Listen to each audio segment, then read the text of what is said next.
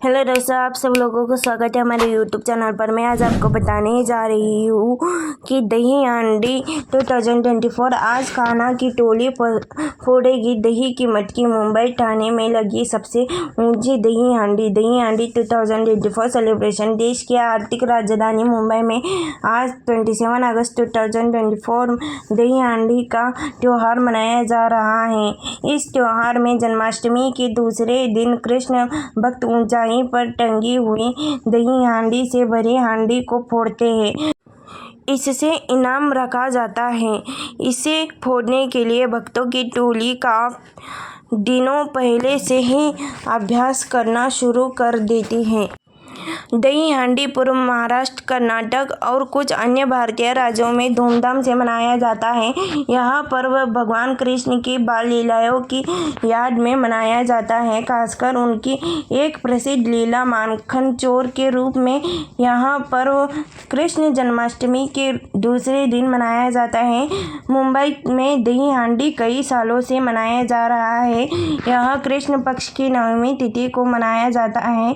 इस त्योहार में दही हांडी की एक हांडी मटकी को काफ़ी ऊंचाई में बांध दिया जाता है। फिर गोविंदाओं की एक टोली इस दही से भरी हांडी को फोड़ने की कोशिश करती है। जिससे फोड़ दिया, उस टोली को बतौर इनाम मोटी धनराशि दी जाती है।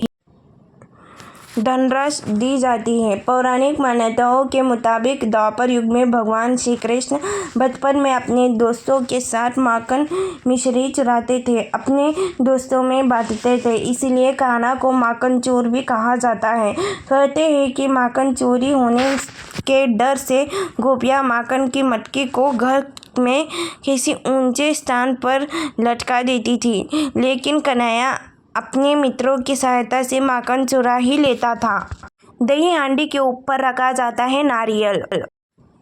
यह त्यौहार महाराष्ट्र और उत्तर प्रदेश की कई जगहों जैसे मथुरा, वृंदावन और गोकुल में बड़े ही धूमधाम से मनाया जाता है। इस त्यौहार पर दही हांडी तोड़ने का कार्यक्रम कई घंटों से तक चलता है। इस दिन दही से भरी एक हांडी को रस्सी से बांधकर ऊंचाई पर टांग दिया जाता है। फिर एक टोली टीम में शामिल गोविंदा कृष्ण भक्त बारी एक दूसरे के कंधों पर चढ़कर ऊंचे स्थान पर बंधी दही हांडी को फोड़ने की कोशिश करते हैं। इस दही हांडी के ऊपर एक नारियल भी रखा जाता है। टोली में शामिल सबसे छोटे लड़के गोविंदा को इससे ऊपर रखा जाता है।